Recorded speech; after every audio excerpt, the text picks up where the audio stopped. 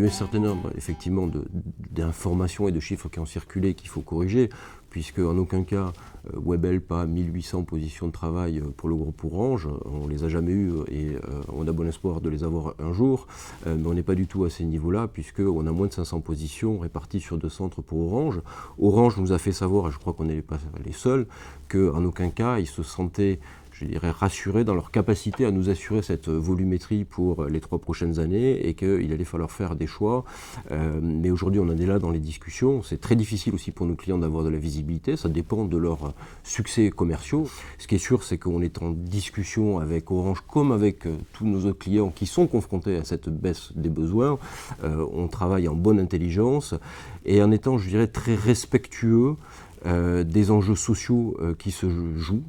C'est le cas, je dirais, de notre client Orange et de l'intégralité des clients dans cette filière. Je pense que tout le monde a à cœur de bien faire les choses, même si c'est compliqué et c'est jamais des choix faciles.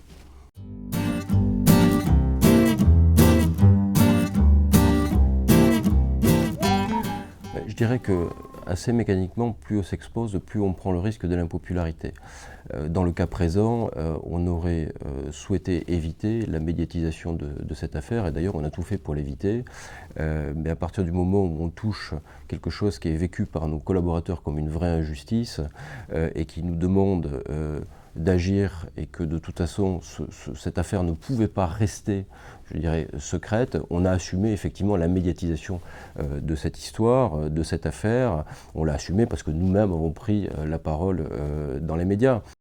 Tous les jours, on dit à nos collaborateurs que la seule garantie, la seule vraie pérennité de leur emploi, c'est la qualité du travail qu'ils fournissent. Et quand vous avez des équipes qui, tous les jours, depuis plusieurs années, depuis 6 ans exactement, rendent une copie absolument parfaite, reconnue par le client depuis 6 années, et que du jour au lendemain, pour des raisons un peu obscures liées au code des marchés publics, on se retrouve là pour le coup déréférencé avec des enjeux sociaux forts, il est de la responsabilité d'un patron et des chefs d'entreprise de soutenir et d'appuyer ses collaborateurs qui sont directement touchés.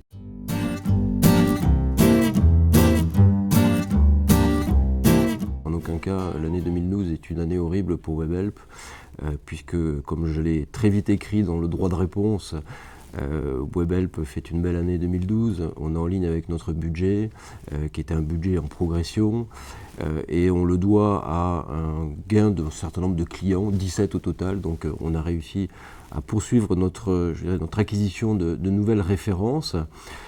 Donc c'est vrai qu'en aucun cas l'année 2012 est une année difficile pour nous, même si l'environnement est extrêmement compliqué et même si les résultats passés ne préjugent en rien des résultats futurs. On sait très bien que notre environnement est chahuté. On n'est pas épargné par tout ce qui se passe dans cette industrie. D'abord, la conjoncture n'est pas bonne, et puis l'industrie des télécommunications est extrêmement chahutée, les règles du jeu ont changé. Donc c'est pas parce que Webhelp a fait une bonne année en 2012 qu'elle est totalement sereine sur les prochains mois. Il faut être extrêmement vigilant. Une croissance de 10% avec un chiffre d'affaires qui sera légèrement au-dessus de 220 millions d'euros. Et qui va vous situer dans le top 3, 2 français? Oui, le top 3 sûr, et peut-être à la 2e place, effectivement, en chiffre d'affaires.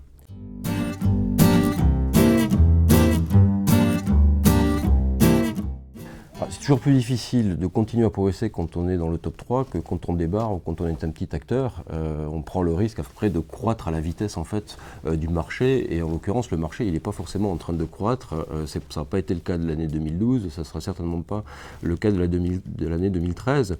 Donc il faut aller chercher des relais de croissance.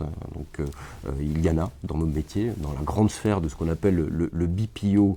On fait du CRM, mais on peut faire autre chose. C'est un premier relais de croissance. Webhelp a aussi comme vocation de s'internationaliser et d'exporter son savoir-faire et de devenir une marque beaucoup plus globale, beaucoup plus internationale et dans un premier temps au moins européenne.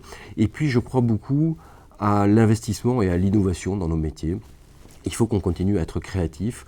Beaucoup considèrent que les 10 dernières années de Webhelp ont été faciles et je voudrais leur dire que ça n'a pas du tout été facile, qu'on est rentré sur un secteur qui était déjà extrêmement mature, extrêmement structuré, avec des acteurs très puissants et ça a été un combat de tous les jours que de grignoter des parts de marché et on a réussi, je pense, à avancer relativement bien grâce à cette envie d'investir, d'innover. Cette année, nous avons eu encore 6 clients qui ont été primés, élus service client de l'année, qui montre bien que nos clients reconnaissent aussi le travail de Webhelp pour la qualité de nos prestations. Et c'est un ensemble de plusieurs choses, de relais de croissance, de créativité, d'innovation, de proximité avec nos clients.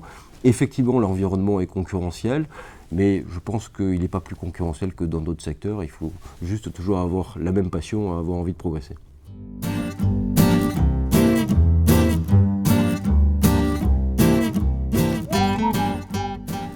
Je suis assez critique en fait, parce que je pense qu'on passe à côté d'une très belle opportunité en France. Il y a 300 000 opérateurs de centres d'appel en France pour une population de 65 millions d'habitants. Il y en a entre 700 et 800 000, je crois, en Grande-Bretagne pour une population à peu près identique. Si on prend les chiffres de l'Allemagne ou des États-Unis, on arrive à peu près au même ratio. Donc la France est à la traîne. La France n'a pas capturé le potentiel de croissance de cette filière. La question qui est derrière, c'est pourquoi et que peut faire la puissance publique pour effectivement dynamiser ce secteur. Nous avons des problèmes structurels en France de coût du travail. Il ne faut quand même pas oublier que l'heure de production de centres d'appel en France est la plus chère au monde. Il n'y a pas un pays qui produit plus cher que nous. Donc on coûte cher à nos clients. Donc c'est un frein à l'expansion et à la demande, c'est indéniable. Nous avons un droit du travail d'une extrême rigidité qui n'est absolument pas adaptée à une industrie qui est une industrie avant tout de main-d'œuvre et une industrie qui a besoin de flexibilité et d'agilité parce que la demande est par nature erratique. Si je rajoute à ça après des initiatives autour notamment de la loi Châtel sous l'angle de la défense du consommateur, je pense qu'on a mis en place je dirais, un contexte de notre environnement qui est assez défavorable, voire très défavorable à la croissance de ce secteur. Et c'est dommage parce qu'une fois, quand on fait les comparatifs internationaux, on peut faire beaucoup mieux. Donc, je suis aujourd'hui assez déçu parce qu'on a fait effectivement, je ne suis pas le seul, beaucoup de propositions, on continue à en faire. Il faut que la puissance publique prenne la mesure du potentiel de cette industrie, qu'on revalorise ce métier-là et qu'on se mette au niveau des autres et qu'on en profite pour créer des emplois. C'est un vrai métier, ce sont des vraies filières.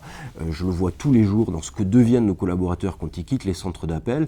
Donc, par contre, je suis déçu, je l'ai dit, mais je n'arrête pas le combat. Je pense qu'il y a encore beaucoup de travail à faire avec le SP2C, avec Croissance Plus, avec tous les experts, avec tous les professionnels et avec nos clients.